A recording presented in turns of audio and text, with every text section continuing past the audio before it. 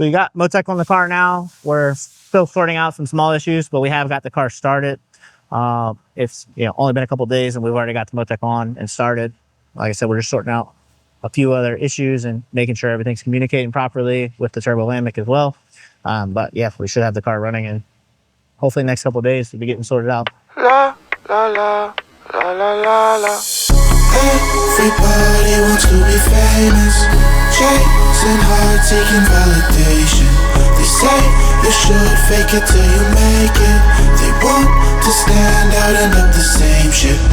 1, 2, 1, if I miss my flow, I'm one of a kind like a white rhino. Chase me down like you're trying to catch smoke, don't ram me fine if I miss one note. 1, 2, 1, if I miss my flow and I still got bars even if I'm broke. I'm running laps, give you vertigo, going round and round like the way time goes. Right, so we got our Rife sensor block in place. Thanks to Brett for getting us hooked up with that and helping us do checkout on that. And we have our water, pressure sensor, oil pressure, fuel pressure, and map on the block, all on the block here. Then we got some of our Motec stuff here, along with the Motec M142 here that we're going to mount up right. That's going to sit right here. So we haven't mounted that yet. We got to do that next. But we got all the lines and fittings ran into all the sensors here, and all the stuff is in place. Still got to get everything tucked away and finish up some wiring, but making pretty good progress on getting the Motec completely integrated into everything. God, I've been working out.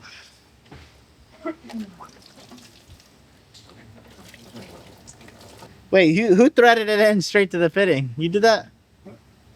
You thread this straight into the fitting? Yeah. The sensor's up here. Huh? The sensor's up here. Oh, yeah. So we're all right, so everything's not looking too pretty right now, but it's all part development stage. So pretty sure we're gonna do an aftermarket transmission cooler that's gonna mount over here on the side. We also thought about putting it in the back of the car as well. So we're gonna keep the factory oil cooler, and then here's the core that we're gonna use. We're gonna cut down to use for our new radiator core. So it'll be a dual core design, a lot bigger than the factory radiator. And we're going to build a shroud that actually fits. This is actually a spout fan that's very powerful, the factory fan. So we're actually going to build a shroud that fits this factory fan. So you'll be able to remove it and bolt in this to your new radiator shroud, and then still have the OEM plug on the end. So basically, we're going to have a full combo. So you're going to have an intercooler up front. It's going to be air to water or air to air option with the radiator combo, aftermarket transmission cooler with AN lines that run to the transmission, with a billet fitting that's going to go to the transmission. So before we got into BMW parts, we used to build custom radiators for everything. So we actually still have stock and inventory of cores. So you actually can cut them down to size that you want. So this is a core blank that we would use, and we'd cut it down to size that we want. So we're super familiar with different heat exchangers, intercoolers, and radiator combos. So that's what we're going to start offering this as well. But it's something that we used to do. We used to sell 10 to 15 radiators a week back in the day. So now we're having to get back to it a little bit, and luckily we still have stock of some radiator stuff. So we're very familiar with how to do this properly.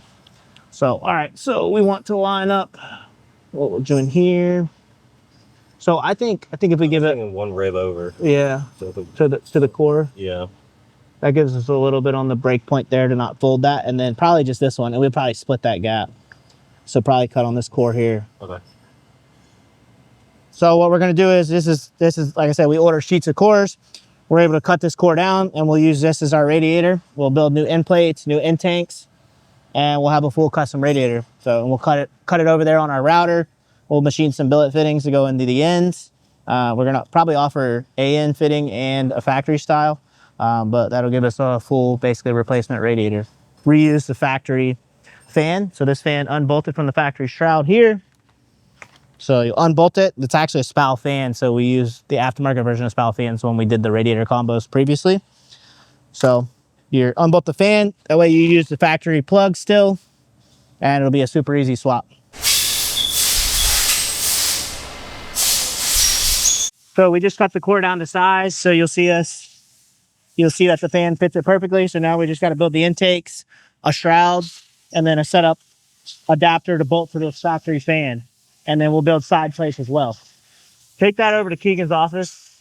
Yeah, so yeah, we're going to take it to Keegan's office. So Keegan is our programmer and designer. We're going to take it to the design office, and he'll redesign some of our radiator tanks and shrouds to fit that core. Next, we're going to talk about, so this is actually our Lamborghini throttle body adapter. So this is built for our V10 turbo kits. So we have to provide a way to adapt from the factory throttle body to our intercoolers with a billet channel that we make. So this actually fits on the S55 throttle bodies pretty nicely. Inside diameter is perfectly lined up and smooth. Basically the bolt pattern matches. We'll have a little gap here that the bolt will go through, but fits perfectly. So one less part we have to make. So we got our stuff to add EGTs. So this is a EGT sensor kit with the weld-on bungs. So these are the bungs that we're going to weld to the turbo manifold. So we can show that process too of, you know, exactly how you add the bungs. They need to be a certain distance from the flange, and pretty much in the right location. You can't just slap them on anywhere. So we can go into detail about that as well when we get to that. No ums, actually. Restart. No one? So we got our Lexan windows in. We got them from Plastics Performance. I think they're out of the UK, I believe. So we just got them in. They're really, really high quality, good stuff. So we got them in. We're setting up the molding. So everything can go back in place and look OEM basically. So we should be able to drop a decent amount of weight by doing the, so we did the doors are gonna be carbon. We got Lexan in the windows, so we have to build brackets to hold the window up top here, and then a new latch as well, which we just got the latches in also.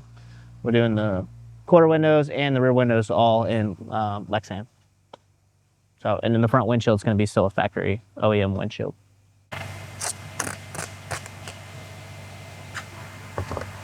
All right, what's up guys? We're over here. We're welding up our air to water intercooler cores.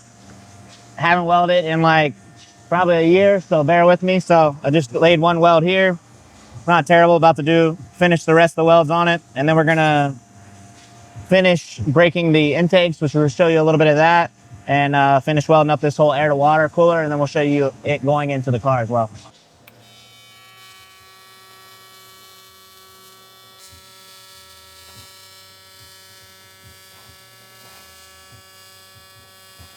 I'm getting ready to lay the last weld down here. Do a little bit of a smaller weld on this because we're going to put a plate over top of this to make it all look nice and not be able to see this weld here.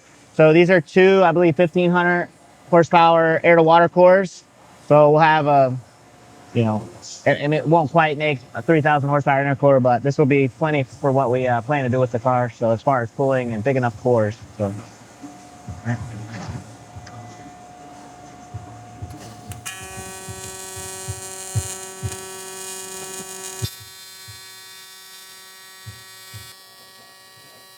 All right, just finished up that weld, did it in one pass. You can see here, no stop and starts. It's pretty clean, I would say. I still got it. What do you think? What do you think? Looks pretty solid. Oh yeah. So that's just one pass without stopping. I just welded up this pipe and fabricated it as well. I haven't done, or all this stuff. I haven't done welding and fabrication in a couple of years. It's been a while, but I still know how to do it. So. Looks like we got that pipe.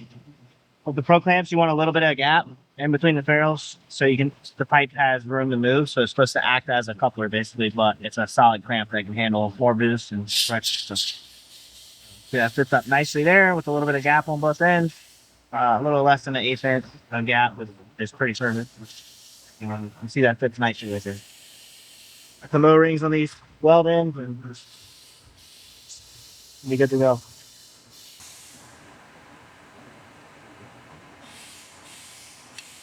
It's good to put a little grease on the inside of the sleeves, help it slide on. Don't need to do much, just a little bit. Makes it a lot easier for the sleeves to slide into place.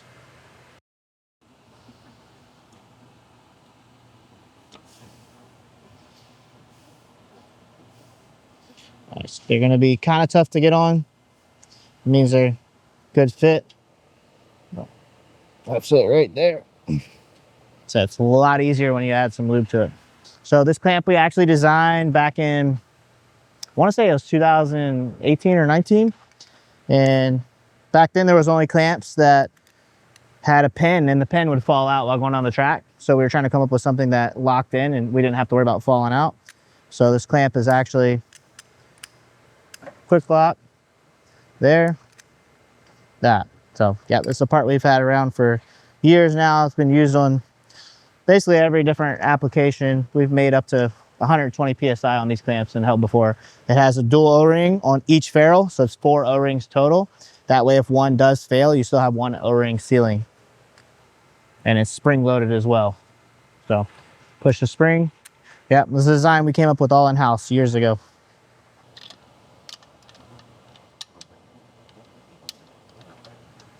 So they are supposed to wiggle. When boost actually gets in the pipe, it'll pull it tight and the clamp will actually stiffen up. But it's meant to allow the pipe to still move, just like a coupler, but everything's a lot stiffer and can't move. It's a limited movement. So you can see it still can wiggle some. All right, so this is our new radiator setup with our new air to water that we're gonna offer to our customers as well. We'll be offering a setup as well where this radiator mounts up here with the air to air intercooler in the front. With this application, you wanna mount the radiator up front and the air to water behind it because air does not pass through this because it's water cooled. So we did go air to water because we already have icebox setup. So this does pair well with our icebox setups. It is the best way to pretty much cool a setup like this. The air to air is a great option as well. I think with the power we're gonna try to make now going forward that we would require an air to water unless we're switching up to a fuel that burns even colder like an M1 fuel. But right now the car is on 1R, what is it, like 98% ethanol, 1R. So next we'll get the M2 on the dyno with the Motec and turbo Lambic in place. We'll see how much power we can make on that. And then we plan to go to the track. Keep an eye out for next week's video. We might show you some of the track. Also next we'll be installing an icebox on our good customer D's car. But it'll be a how-to video. We'll show you exactly how the icebox kit goes on. Again, thank you guys for watching the video. We really appreciate it. Next week we'll be dropping another video on Friday. Make sure to like and subscribe to our channel and keep up with everything we got going on.